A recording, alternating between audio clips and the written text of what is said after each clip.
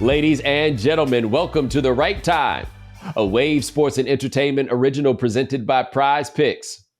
My name is Bomani Jones. Thanks for listening wherever you get your podcast. Thanks for watching us on YouTube. Subscribe, like, rate us, review us, give us 5 stars. You only give us 4 stars. I'm inclined to believe you are a hater. It is Foxworth Friday. Domonique Foxworth, what's going on? Nothing, man. Just confused as why anybody would ever subject themselves to a roast. Like, I've not reached that level of success where I would be comfortable with my friends making jokes out of whatever low points I have in my life, and then I'm supposed to get up there and make nice jokes about you? Nah. That's going to change some friendships, brother. All right, we're going to get to the roast thing because I have lots of roast thoughts. But first, I want to just say something to the people who may be watching on YouTube. You may be noticing that I'm wearing the same shirt that I was wearing in the last show we did. And sometimes that happens because we shoot 2 things in one day. But that's not what happened today. What happened today was I got up, I brushed my teeth, I work out, I have my protein shake, and I'm washing out the container from the protein shake, and I start the water to running, and I'm like, hey, this water is shockingly tolerable considering the fact that I put it on all the way hot. And so we ain't got no hot water in here right now. Now, this is part of the work from home revolution. It's an inconvenience for me, but it's not a catastrophe because I'm working and ain't nobody else here but me. I may smell like sandwiches, but I like sandwiches. So for right now, it ain't the worst thing in the world. I got to get on an airplane not too long after we do this, though. So I am going to have to get around this because, brother, I'm going to tell you, the hot water goes out over here. I might sit in, if I got to sit in here for 4 straight days, I might sit in here for 4 straight days. But I am not here for that cold waterfall. No, sir. It's tough, man. We've had to do it before. We got like some tankless water heater at my house, and we've figured it out now. We got it, but it's supposed to be like the cutting edge stuff. But the cutting edge stuff goes out sometimes. And we had it go out a few times. And fortunately, my wife's family live in D.C., so we go over there. But when it goes out late at night, yeah, we all had to hit them cold showers, and it is miserable. It's Yo, the worst, man. Like, this used to be life, right? Like, there was a time, I guess, that like, I guess I never thought about this. No, they took baths. They would boil water and take baths with boiled water. But this what I hadn't thought about, right? Okay. When running water hit the streets, did hot water hit the streets at the same time? I don't know. I would say no. I would be my guess. Yeah. My guess would be the running water hit the streets, and that had the streets going up. Can you imagine? Got some running. I don't got to go to the creek. I don't got to go to the well. No, the thing about once you had that running water, though, you couldn't tell nobody you had that running water. You had to keep that on your low. Otherwise, you just have a lot of people outside your house all the time, right? They just want to come see it. They just heard about it. They wanted to see if it was true. That I imagine stunting on people if they had hip hop artists back then, or just going to school. Like, you probably still carrying your shit in a pail. Your broke ass. I just twist that phone. I got that push button start. You sitting outside the crib, like, look at y'all carrying that water, right? Yeah, like damn, y'all so swole for carrying all that water. Look at my skinny ass. I can barely raise my elbow. This faucet life over here is lush. I'm sorry. Tell your girl, come over here, get a nice cold shower. Like, what was it like the first time that you went to somebody's crib and they had running water? The only thing I can imagine in our lives that would be anything like it, which is the first time you go to your homie house and they got HD. That's crazy. Yeah, the TV, well, I guess during our lifetime, the internet too. Yeah. Especially because the internet came around the same time when a young man could really appreciate the internet. Yeah. So it was a big deal. You wait for that dial-up to get them stupid ass pictures. Like, they was just pictures, but I was gonna wait, bro. They was Grady, dog. They was Grady. They was Grady. I can't imagine what it would be like if a 1996 picture turned, like, if you got a hold of a 1996 picture on your computer right now. Yeah, I closed my computer out of shame. Like, what is going on here? It looked like a courtroom sketch. Despicable. What is happening, man? Yeah, that like, TV though. But like, cable was it also? Cable, like, the friend who had cable was a big deal. Right. The friend who had cable was a big deal, but I mean it like this. I remember the first time that my parents came to my house, okay? And look, let me tell you something my parents are never doing, looking for a reason to spend money. That ain't what they do, okay? Like, that's just never been it. That's not their get down. I will never forget, my parents came to my house and they saw that HD, and this was in 720p, all right? So, like, that's where we were. They saw that, and even they were like, yo, I got to have it. Like, I went to my brother's house once and I saw his HD in like '06, and I went and got an HD TV. It cost me $2,000 for a 37-inch, and I had to have it, even though, let me tell you what I didn't have. $2,000 at all. But I had to have it. Yeah. That's one of those things you can't go back on. It's real, like, it's a slap in your own face every time. After you see HD, every time you turn that fuzzy shit on at your own house, you're like, man, it's just embarrassing yourself. Like, I got to do something about this. You can't do this, right? And so the first time you went to somebody's house and they were like, yo, I want, like you probably used to be ashamed to ask. You had to be real thirsty before you asked people for water, because you know they had to go through something to go get it. And you were like, oh man, I should have drank some water before I left the house. They're like, nah, you good. What you mean? And then they go take that jar and they put it under. Watch this. And I think it had a crank back then, or like a lever. Yeah. And they pulled down that lever and that water came out. Woo, wait. Well, that first time you got that warm shower. Yeah. The water heater was, and that's a big, expensive appliance. So, like, I feel like the running water had to do a lot of plumbing. So my guess is a lot of people got it around the same time because it, like, required a big effort to make it happen. But that water heater, you had to go buy it yourself, boy. Yo, I always feel like, man, it's a lot of inventors that we don't give enough credit, right? Mm-hmm. Like I don't know. And by the way, it's been a long time since an inventor came around that we decided we was going to give individual props to. Like, I don't know how they do it in schools now, but, you know, we had the Thomas Edisons and the lights. Like, we know who invented this. We know who invented that, right? Maybe they had better marketing or whatever, but it was a real campaign. Even black people, you know what I'm saying? Garrett Morgan? He invented the traffic light, for example, right? Like, you know, we had our George Washington Carver. The peanut and the sweet potato, boy, had them things a lot. The last invent I heard about is the dude who made the Super Soakers. We made a big deal out of the black Super Soaker, man. That's right. Like, the black man invented the Super Soaker. Damn, if we that thirsty, we ain't have nothing to add to the black history. But did they make inventing illegal? Right? Did they put a Jim Crow on inventions? Like, we just had the dude that invented the Super Soaker. But I feel like there's a whole bunch of inventors throughout history that, for whatever reason, we did not give them props, even though what they contributed was very, very important. So, like, look, the traffic light was very, very helpful, right? Mm-hmm. But the stop sign, you could do work with a stop sign, right? Mm-hmm. Like, you didn't necessarily need the traffic light. The stop sign was getting us by.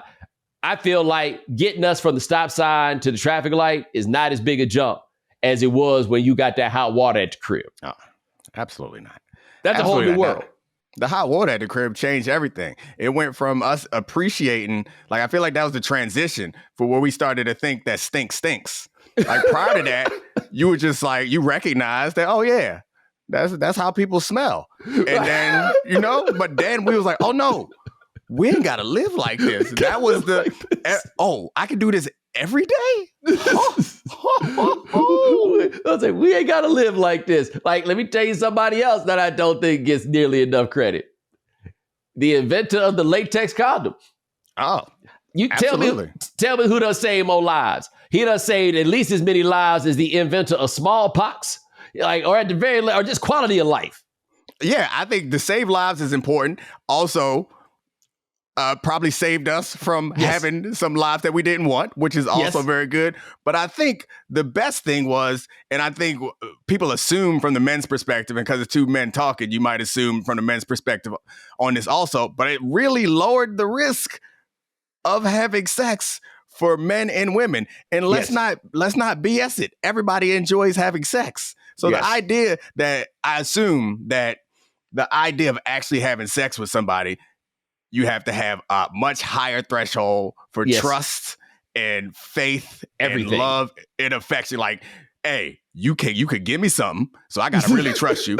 And we could also be connected forever. So Yes. like this ain't I can't just be handing this out on both sides. I can't just be handing this out, and you can't just be handing this out. But now, it's a huge game changer. Huge game changer.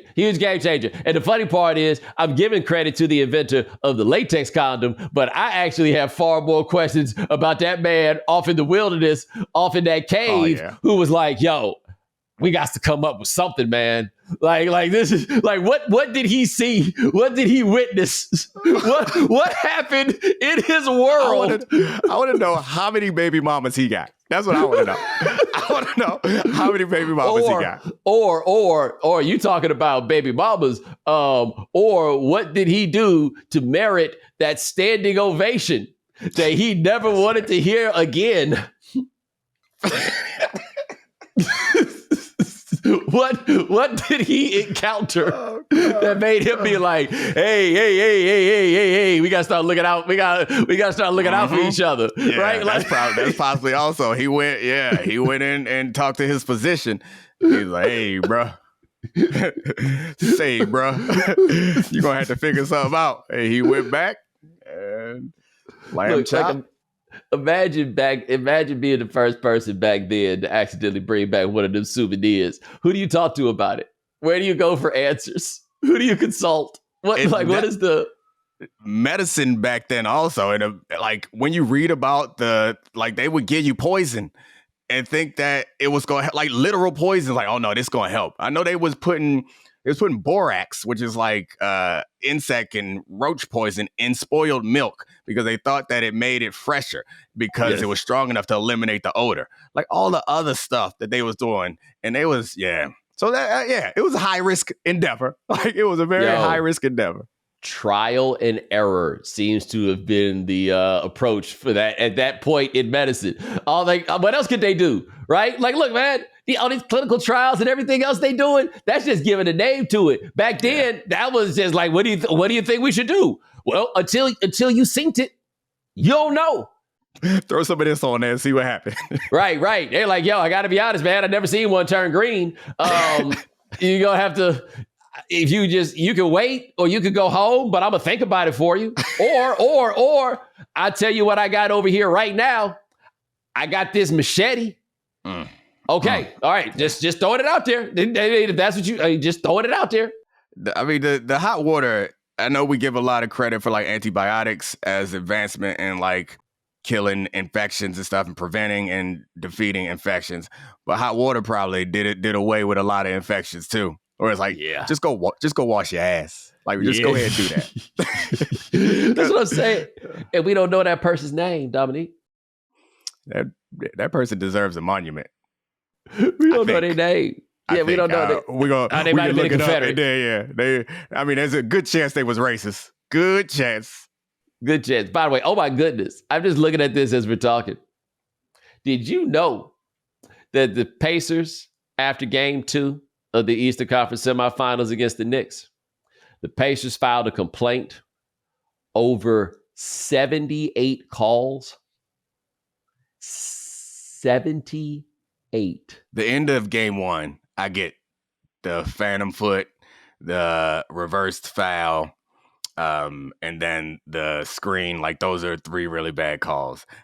I understand the concept that everyone says is like, they'll bounce them out over the course of a series in a season. That don't help me right now. But I coach my son's 11-year-old flag football team. And there's nothing I hate more than they little asses complaining about the referees. Like, man, shut up. It's going to happen. And I'm sorry, Rick Carlisle. I recognize that this is part of your job. And like part of it is gamesmanship. Part of it is psychologically like communicating with your team. And part of it is actually pushing the refs to make different calls. But I don't want to hear it. Like that, it never goes over well with me. Does it? Is it something that I know if I was in that situation, I might write a letter too. But I don't want to hear you talk about it. What I need you to say is, we're going to play better. No, I am by and large, I think I look at these things almost from like golfers. You hit it where it lies, right? Like this is just kind of this way. You hit it where it lies. That's by and large where I am. But there's something different about the NBA versus all the other leagues, and this is not a small thing, and it's not an exaggeration. The NBA got more people that think the game cheating than any other league. Like, just outright, absolutely believe the game is cheating. They feel like they really have to do all of this because there are not every single person, but it is a non-insignificant proportion of people in the NBA who believe that the game's cheating. I'm not saying it is. I want to be clear, but it would be dishonest to act like that isn't the case. There are conversations around the NBA about that stuff that I don't think you're going to have in these other sports. And so I think that contributes to when they feel like something's going on with the refs or whatever. Maybe it's a persecution complex, whatever it is, right? But, like every time you see this on the internet, a game 6 comes around and everybody's like, they sent Scott Foster. Oh, they sent the ref that does this. Oh, they sent the ref that does that. That's the people outside the NBA. You might be thinking inside the NBA, they far too reasonable to think of the ops. Who was it? The beginning, I feel like it was the beginning of this season on one of the player podcasts. They were talking about, man, this is terrible podcasting. But anyway, the point was there were 2 former players talking about how they knew exactly before they went in the game how difficult it was going to be to win this game because they wanted to force a game 7. And it was just kind of mind blowing how matter of fact it was. It was a vet player telling to a younger player, and then it went on to happen. But I'll say a couple things about what you were saying. One thing is why I think there's so much questions around it is it feels like the most subjective of like refereeing experiences. And it's easy, especially now with all the access to video that we have. Like, I can find in the course of a game, let alone comparing across games, I can find easy 3 or 4 calls that were called at one point that aren't called at the other point.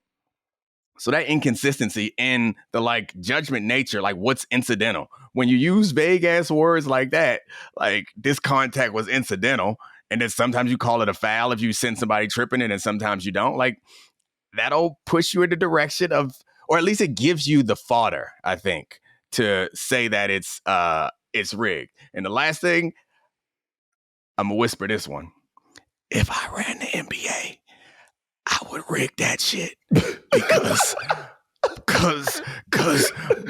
my money riding on that. You think I'm a send Victor Wembanyama to Sacramento so they can ruin my cash cow? Oh hell nah.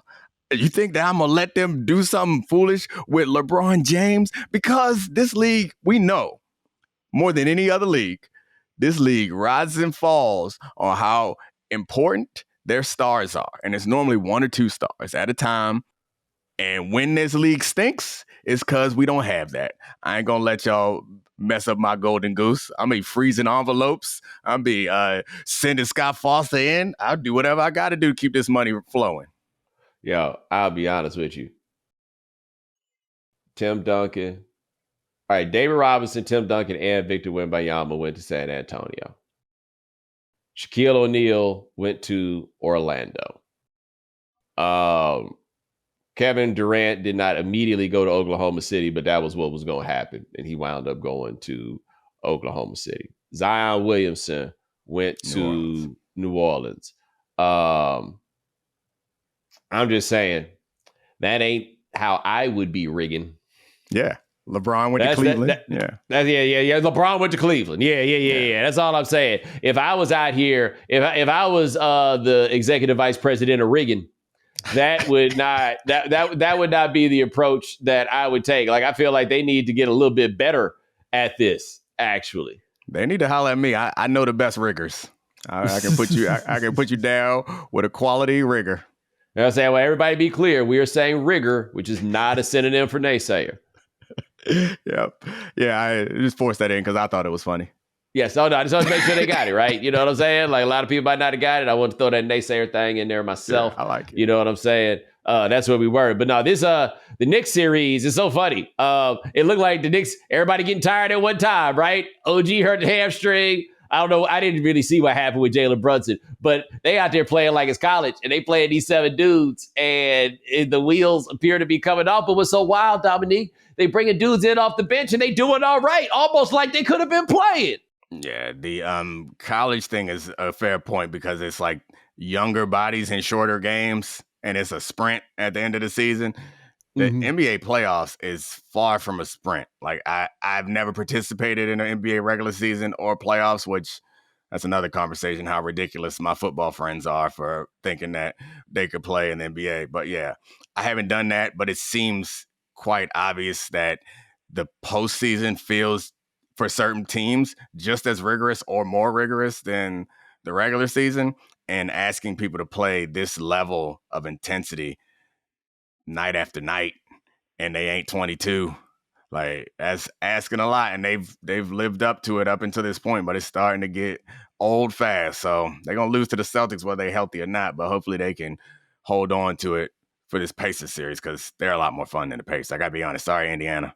But in the meantime, good for the NBA. Look, the NBA, they care about who wins, but what they really care about is more games. Like if you watched season 1 of Winning Time on HBO, the Lakers got the number 1 seed in 1980, and they didn't want it because if you get the number 1 seed, you get a bye in the first round, and a bye in the first round meant you get fewer home games, which meant you got less of a profit. So ownership would rather that you finish in the 2 or 3 seed or whatever seed it would be to play in the first round.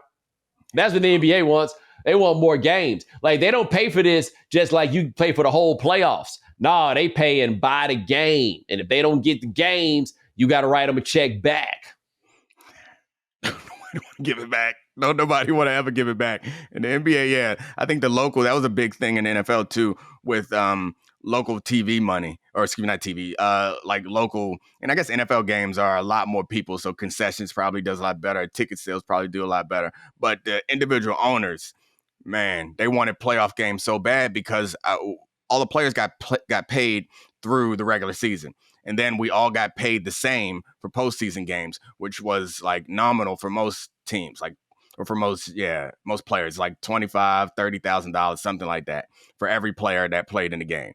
And then they get a whole sold out playoff crowd that's spinning, and I don't know what they was at making. Playoff prices. At playoff prices. I know they was lying to us about how much they was raking in, but I know it was a lot. You know what though? You just brought up something I forgot about. We're gonna get to this after the break. Which is this thing about Austin Rivers saying that it's not 30 NFL players who can play in the NBA and JJ Watt getting salty about it. The first round of the NBA playoffs might be over, but that doesn't mean you can stop testing your skills at Prize Picks. With the second round starting, Prize Picks is the most simple way to get in on the action. You just select 2 or more players, pick more or less on their projected stats, and submit your lineup. You can turn $10 into $1,000 with playoff basketball and hockey entries today on Prize Picks, America's #1 fantasy sports app. Prize Picks is simple to play. You can make your picks and submit your entry in less than 60 seconds. Quick withdrawals, easy gameplay, and an enormous selection of players and stat types are what make Prize Picks the #1 daily fantasy sports app. So make sure you go to prizepicks.com/Bomani and use code Bomani for a first deposit match up to $100. That's prizepicks.com/Bomani. Prize Picks, daily fantasy sports made easy. Longer days means more sunlight, which means you'll need a nice pair of sunglasses to help you keep cool and protected from the sun.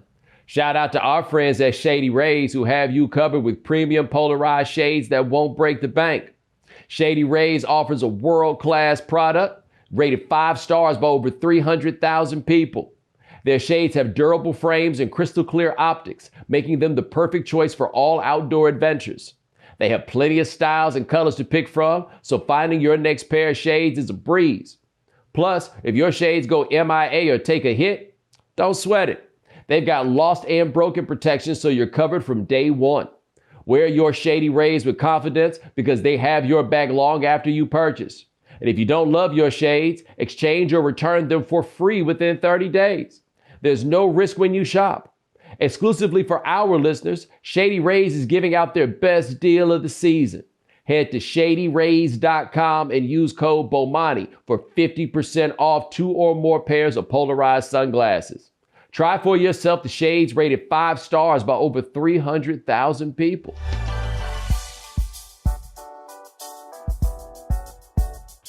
This episode is brought to you by BetterHelp. We all carry around different stresses, big and small.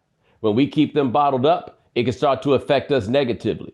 Sometimes I have takes on topics that I just need to get off my chest, and thank God I got this podcast to help let them out. Therapy is a safe space to get things off your chest and to figure out how to work through whatever's weighing you down. Therapy can help give you the balance you need in your life to maintain a healthy lifestyle. If you're thinking of starting therapy, give BetterHelp a try. It's entirely online, designed to be convenient, flexible, and suited to your schedule. Celebrate the progress you've already made. Visit BetterHelp.com/Bomani today to get 10% off your first month. That's BetterHelp, HELP.com/Bomani.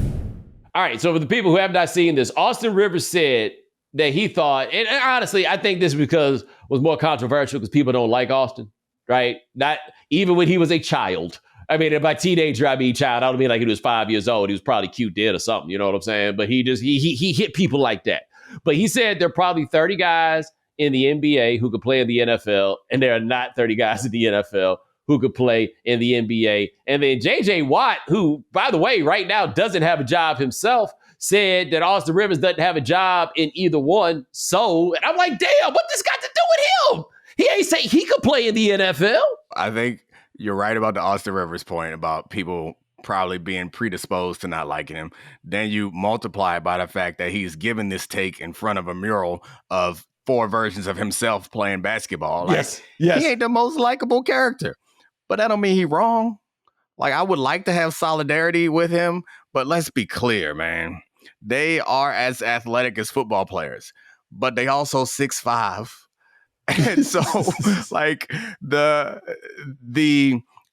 is a point that I made on my show when we were talking about it, is there was a time when you could have a blue collar, like, worker in the NBA, like a construction worker, essentially, that was not super technically skilled. That time is over. The NBA is full of surgeons, full of computer science majors, full of engineers. Everybody is. And so the fact of the matter remains, in the NFL, we got a few positions, a lot of positions where you just got to be athletic. And there's no shortage of athletes in the NBA.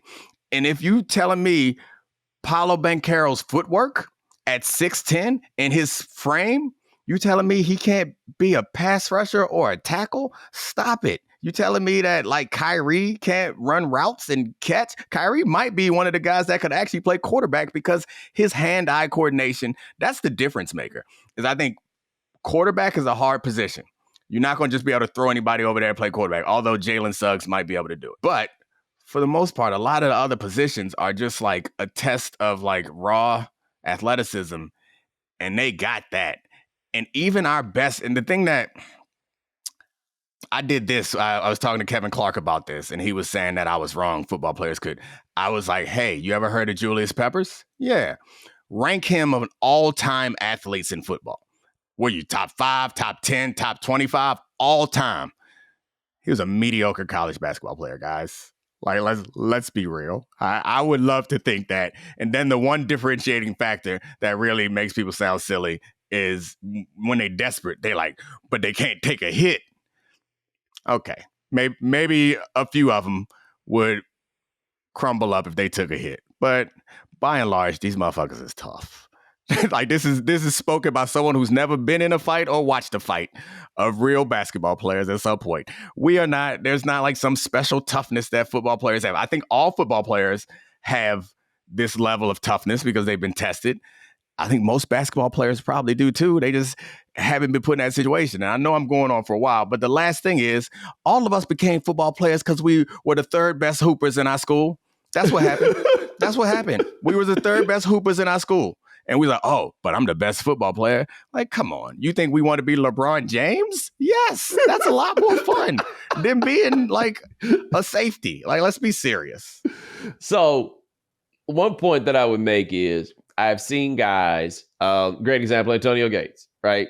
Antonio Gates was a college basketball player. Antonio Gates did not play college football. Antonio Gates is top 5 all time at his position in football.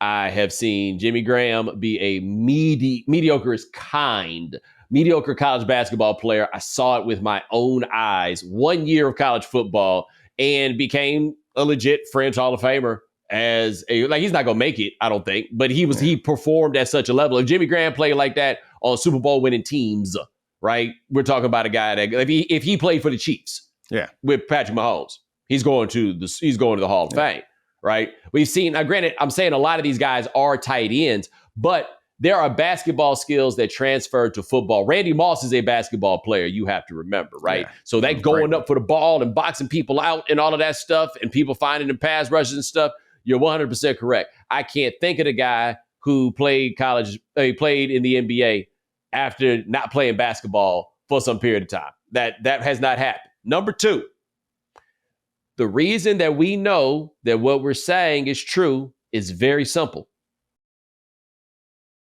Any of us who have been around a college with a Division I athletic program, we have all seen the same thing happen. And what is that thing?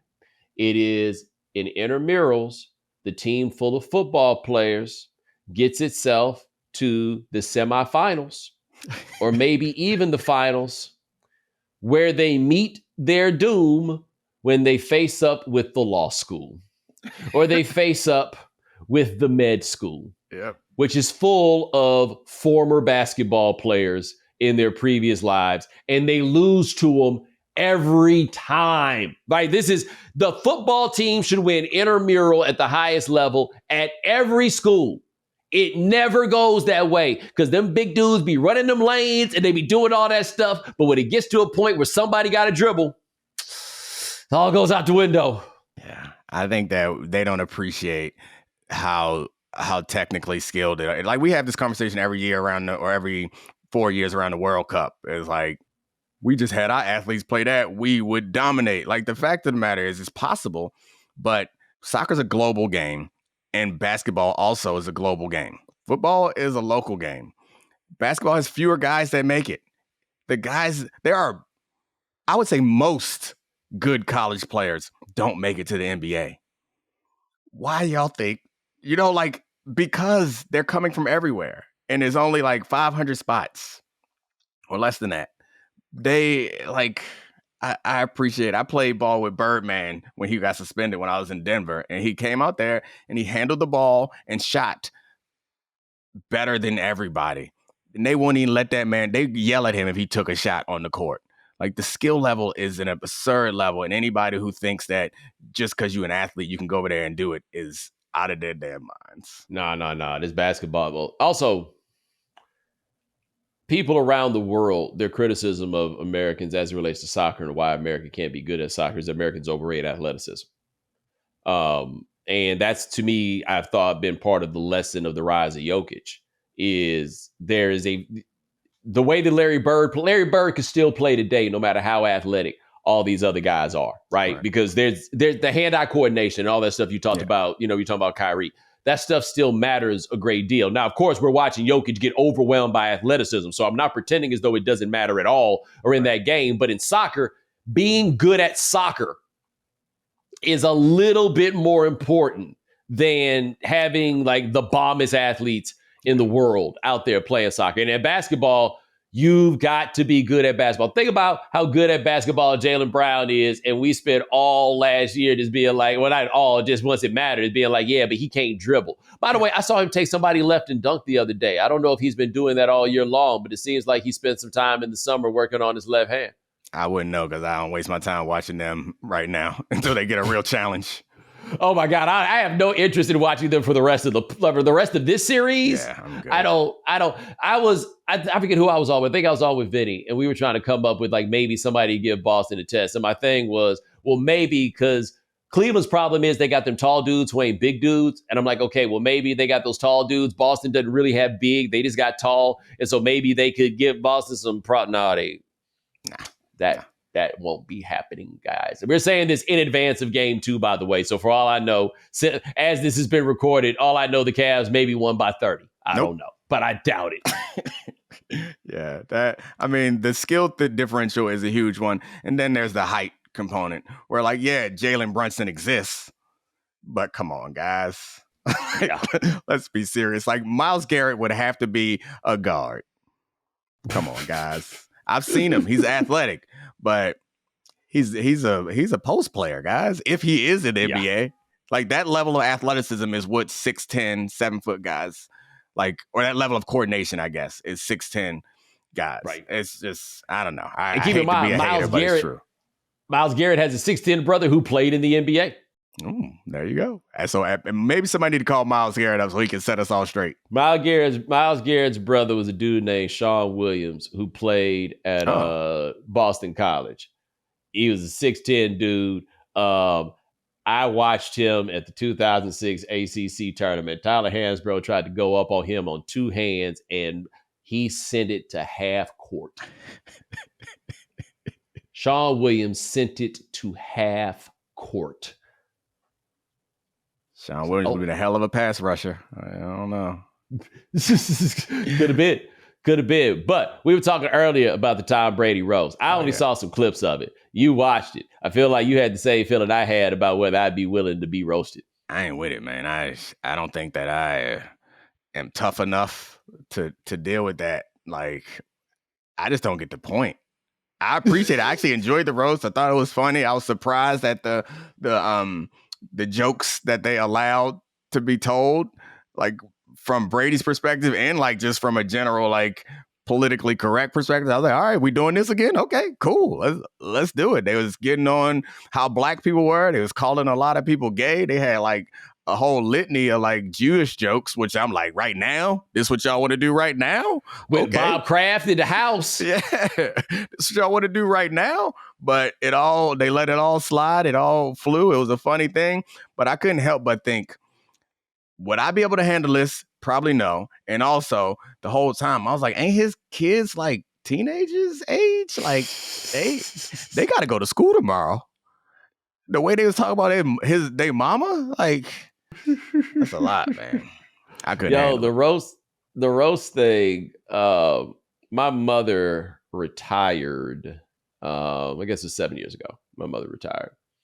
And they told me and my brother that the retirement was going to come with a roast, and that they asked us to speak.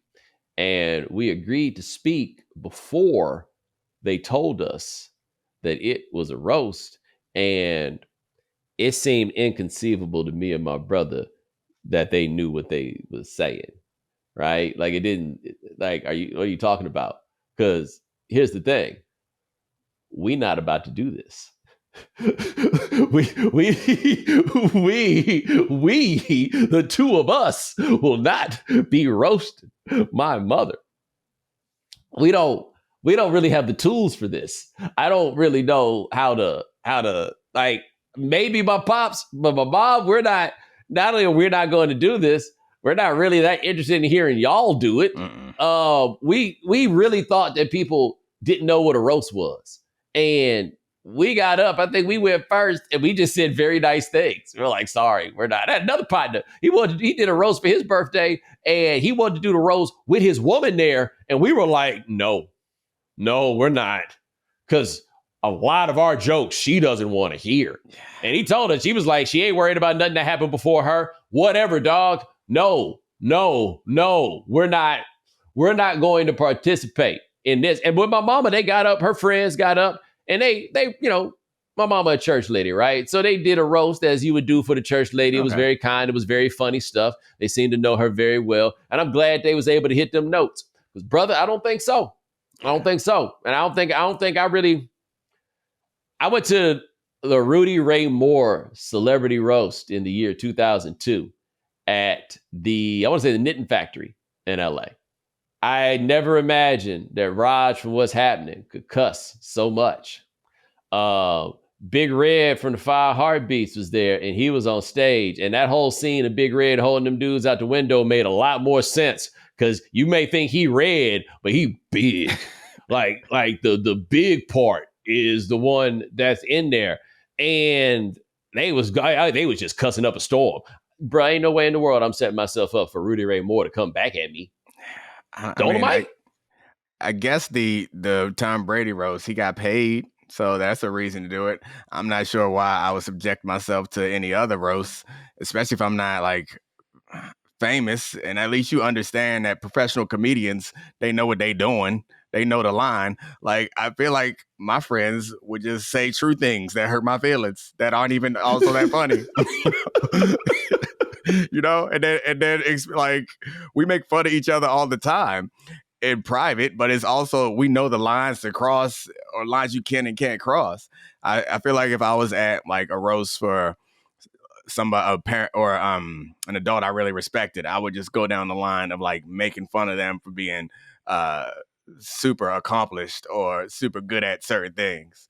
Or like super focused and diligent. That's the jokes I would have made if I was at your mother's roast. Like, man, I be trying to go home and she's still in there reading. Ah!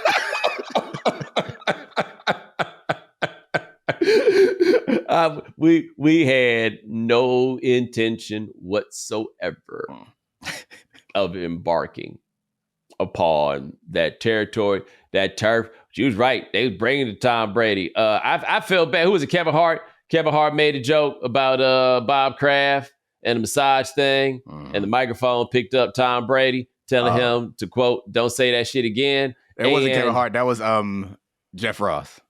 Jeff Ross. Okay. All right. We got to be real about this, okay? That was very kind of Tom Brady. And I guess that's the thing. It's a Tom Brady roast. It is not a Bob Kraft roast. I understand that. However, you get caught paying for it at the Lotus Blossom or whatever that place was called, because it was one of those very stereotypical names. Mm-hmm. Unfortunately for you, even if the charges were dropped, the trade-off is jokes for the rest of your life. Now, look, he's not a young man. It probably won't be that long. But the trade-off is kind of jokes for the rest of your life. And by the way, not because, like, there is a moral argument in the case of him, because you think about, like, human trafficking and stuff like that, right? Like, there's a moral argument there, but that's not what we talking about right now, right? This is something that we understand happens. And if you get caught and you attend a roast, it's going to come up. It's going to come up. That's a real bad look for Brady, though. It's like, it's clear or felt like it was clear that it was established that that was not going to be something that they were going to address. Right. And that's the only way he would react that way. The bad look is that that's the person you felt like needed to be defended. Like, I guess this is so, if you're going to subject yourself to the roast, then you're like, all right, everything about me is free. I think it's reasonable for him to say, but you can't say this about these people because they didn't opt in. Your ex-wife, bruh. Your baby mom's the one before that. Like, I hadn't thought about it like that. That's the part that annoyed me. I didn't know what they said about her. I mean, I can't say the things that they said, but I mean, it was like graphic stuff about the jiu-jitsu instructor, like, leaving bruises on parts of her body, and it was just all about infidelity and a lot about her cheating on him and her leaving him and her like having a good time with this athletic strong guy. Like, it was, everybody had a joke about Giselle. And then there's stuff about how he left his first baby mom and the kids, like that sort of stuff. That's like, man. And then there's Kevin Hart did one where he was like, Giselle said, it's either me or football, and Tom Brady chose a 9-7 season, essentially like saying you love football. And it just was like, and so that's the thing that made that particularly awkward. Like, I don't care if you say, I want Robert Kraft to come, but don't make fun of him, because he's not going to get up and make fun of you guys and like protect him. That's my guy, okay? Anything you want to do on me, fair game. But you went and you said that for him, but you just let them talk about all types of like graphic, like, I don't know. Yeah, I think you raised a compelling argument, brother. I was just gonna make the point that I was surprised that Bill Belichick showed up, but I'm shocked actually that he showed up. The clip I saw of him on stage taking that shot, he did not look very happy to be there. Nah, he did I mean, all the athletes did a better job. Sadly, the best athlete there was the worst one, Randy Moss. They was killing my man because they said he was dressed like a like a substitute teacher. He was just roasted. He wasn't that funny. It was bad though. But yeah, I mean, Hold on. Let me say this. Randy Moss strikes me as the guy that would mess around at the roast and he try to be funny and then actually just end up in the end just being like, but, I mean, what can I say? Your mama's ugly as homemade soap. LOL, LOL. Right? He just say something mean. Most of Randy's set was about how he's the only one who didn't get a ring. And like being mostly like pissed at them. He's like, y'all didn't trust me enough to cheat while I was there, so we get a ring. Like that was most of his argument. Was just about how somebody should have gave him a ring. I think he made a joke too about maybe Tom should give me Giselle's ring since he couldn't win me a Super Bowl ring. Yeah, you need to watch this, man. Like it's long, but I enjoyed it. Yeah, that was an interesting call by Netflix. I think they did it live, right? But yeah, you're right. Like this, I don't see it for me, bruh. I don't. Because let me tell you, like I said, I'm coming back and I wind up being Randy Moss, where it's just like, damn, dog, that actually wasn't fun. I mean, I thought it was funny. I thought it was wow, okay. So like, it's been 3 days. Just called to say hi. Haven't heard from you in a while. Just wanted to make sure that we were. Just because it's a roast don't mean you ain't said what you said in front of the world. Like, I understand that this is the place to do it, but like, the only reason why it's funny is because there's some truth to it, and that hurts my feelings. Yes, what a passive aggressive endeavor this whole thing is. All right, like honestly, having a roast sounds a lot like, shall we say, inviting company over. You know what I mean? Yeah. Sounds like it's going to be a really, really good idea, right? But it happened, and everybody's going to remember. Everybody's going to remember how it looked when this thing happened. Everybody's going to remember what was said about you, what was said about other people. The times when nobody was really thinking about your feelings. They was just thinking about themselves. It's all will be remembered. Yep. And somebody's got to forget. But they don't, actually. Yeah. They don't have to forget it all. In fact, I think it's best for Tom Brady that this happened while he was single. Because God knows if him and his woman was still kind of going through it and they had that roast, what in the world she would get up there and say. That's tough, man. It's a bad scene. But yeah, they talked a lot. Look, I still want to talk to him about when he had to leave and go to the Bahamas. When he had to be like, hey, I need a little PTO, guys. That was that Hail Mary, boy. Yeah, they talked about his hair and plastic surgery and stuff like that, which, like, that's fine. That's fine. But I can't get over. Yeah, that was the thing that was killing me was, like, I am, like, a minor celebrity. So, like, sometimes, like, kids' parents will recognize me. And my kids are like, my son thinks it's cool. My daughters are kind of embarrassed. I could not even imagine. Like, that. Yeah, you haven't seen it. There are people listening who have seen it and know exactly what I'm talking about. Okay, I'm gonna get a look at it. They just talking about they talk about how gay Tom Brady is the whole time. That's like a running joke, and they talk about how people just doing all types of illicit things to his ex-wife. You mentioned something about Tom Brady though, and the plastic surgery and stuff. I'll wrap up with this. I don't know if you saw it, but you've been looking at Tom Thibodeau lately. I mean, his Tom hair Thibodeau still terrible.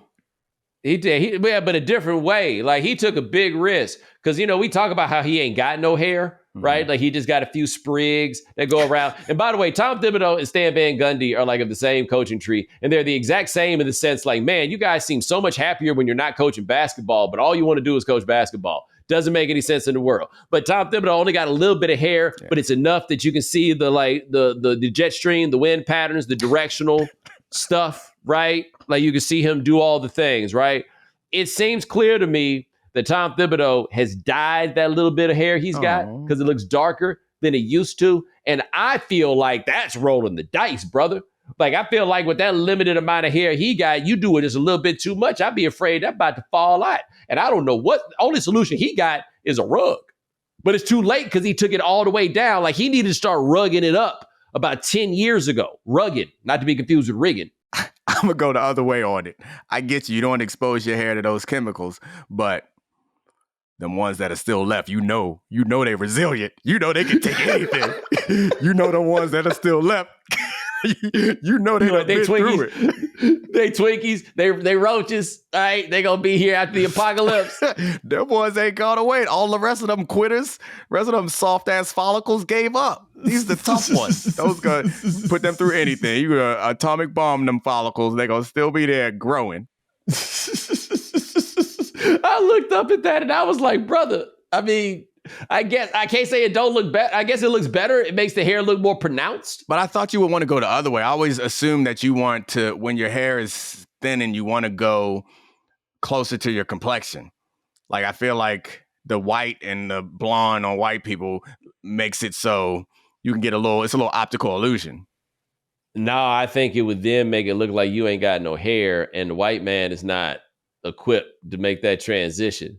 And like some of them are, right? Yeah. Like that's the thing about the white man. Like you get like the Scott Van Pelt types, yeah. You know what I'm saying? Like they can go ahead and they can get to the ball place and they can make it work.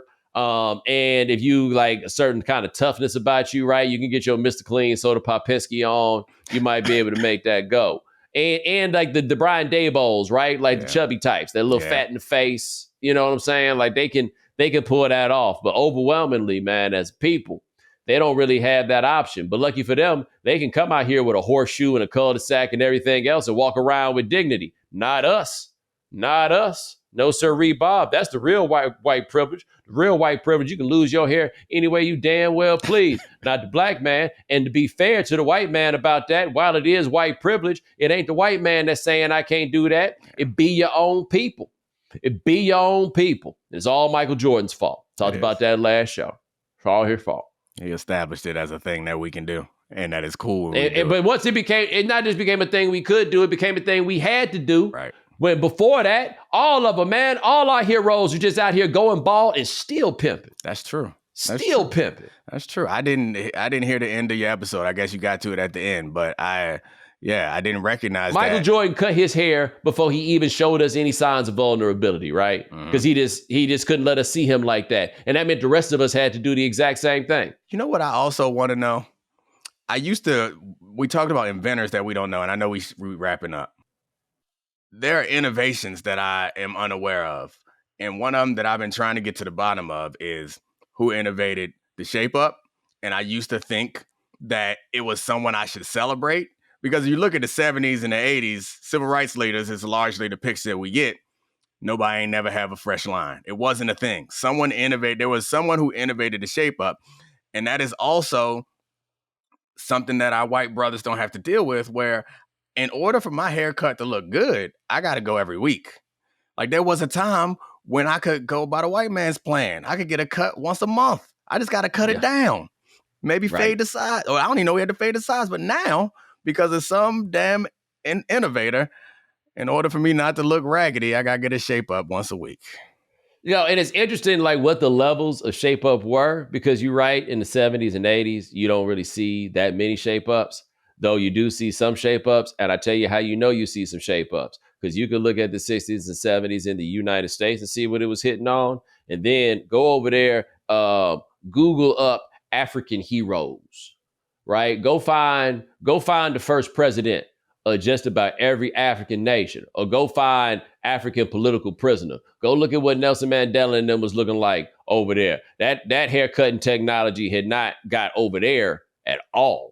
They hadn't heard about nothing. I guess they didn't have the tools. And I'm not even going to let them slide for not having the tools, because my man Clarence said the best shape up he ever got was in Brazil with scissors. You know what I'm saying? He said it was the best shape up he ever got. They wasn't putting in that right grind over there. But you go look at them. You go look at our heroes from, the Pan-African, the real gangsters, the real G's. They had no time. It was like Gilbert Arenas said, ain't nobody really getting buckets in the NBA with a fresh haircut. Apparently it was the same thing with the revolution, dog. Yeah, you got to look at some of them, didn't you? Yeah, They don't, I mean, they're revolutionaries. They do not subscribe to any of the thoughts, processes, or pressures that I succumb to. They like, nah, I ain't doing it. And I'm like, sorry, I gotta stand an appointment on Wednesdays. They hadn't got the word yet. They just hadn't got the word about the shape up and come around. And like, damn, we got to do that now, huh? Okay. Like they found out about the shape up. Shape up hit them like rap.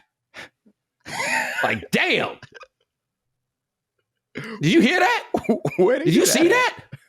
It had to be. I'm reignited this desire to figure out who had the first popular shape up. Like there was somebody that set the streets ablaze. It probably was a rapper or actor that was like, ooh, woo.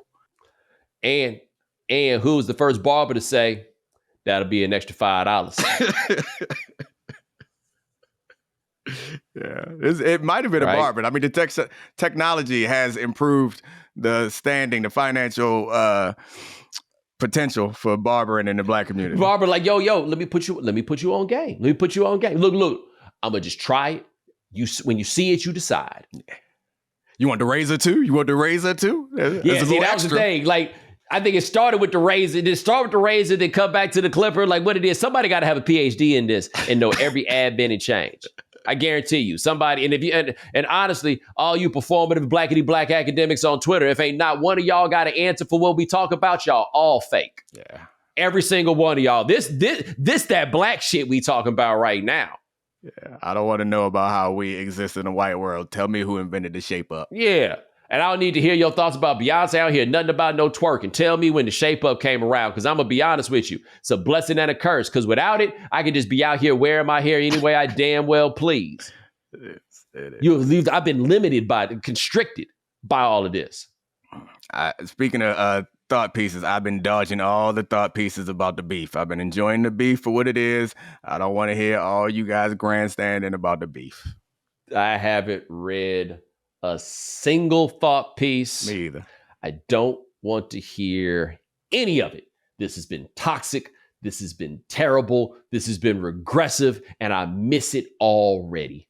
I have been so disappointed that I have not gotten a song all week long. I want one so bad. And then the Canadians is shooting at each other.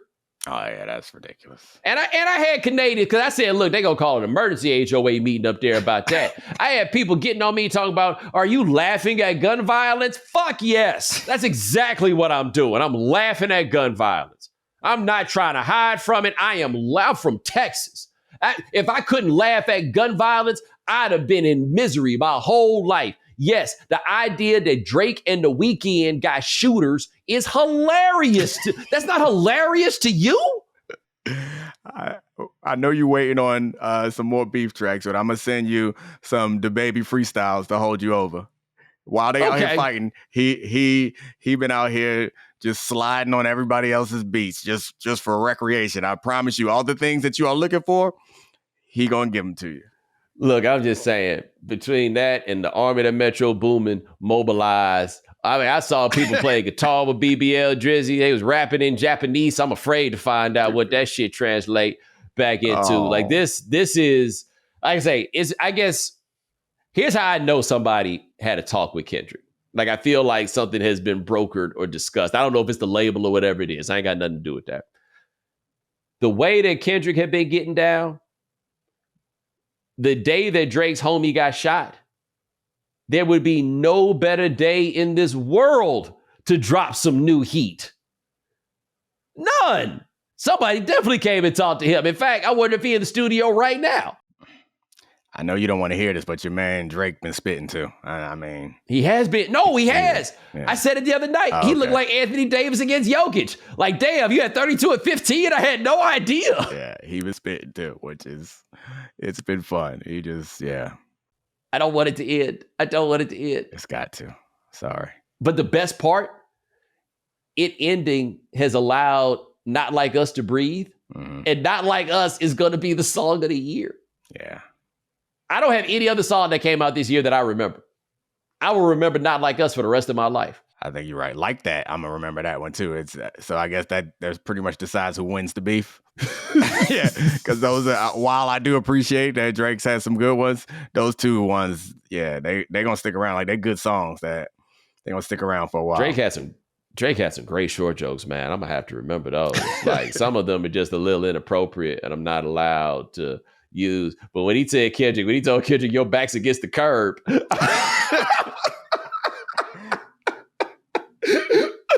It's like, damn. Oh man, it's just a lot of them. I'm just like, oh man, I can't say that one, but it's really funny. Because I got a picture in my head now. I just hope for everything about life, though, that don't nobody ever in life feel like they gonna say to my seed under any circumstances, I'm sorry that your man is your father. Jesus. Vicious. Vicious. What an absurd thing to say to someone. Just make a whole song at the son about how pathetic his father is. Goodness Pathetic. gracious. Your dad is a dork. Because look, I've never met your kids, right? So this hasn't happened. But something that you will find, whether it be with your kids, with your wife, whatever it is, I'm going to put them in a situation. I'm going to do my best to make sure they know they daddy or they king is that dude. You know what I mean? Like I'm going to bigger you up to your kids at every turn or whatever it is. I want them to know that they daddy is excellent. I'm going to do that. I can't imagine walking into your house and being like, hey, Lil D, come here. They used to be running past your pops, man. You know what I'm saying? Like that's what Kendrick is doing times a million. Oh, poor guy. Like, do I even know if that's true? Does that matter? No. And that's where Kendrick is at on this. No. I mean, coming off of the Brady roast. Yeah, none of it matters. It's now out there. And these poor babies got to deal with it. Oh, man. That is Domonique Foxworth. Check him out on the Domonique Foxworth Show. Nice smile there. Available where all fine podcasts are sold. My brother, I appreciate you. Oh, appreciate you, brother. Ladies and gentlemen, thanks so much for joining us here on The Right Time. We do this here 3 times a week. Remember, hit the voicemail line, 323-596-7767. Tell us about that time them boys broke in your car and stole your stereo. I know you got a story about that. 323-596-7767. Sean, you handles everything behind the scenes. Thank you, sir. Remember, follow The Right Time. Subscribe, like, rate us, review us, give us 5 stars. You only give us 4 stars. I'm inclined to believe you are a hater. We'll talk to you guys in a couple of days. Take it easy.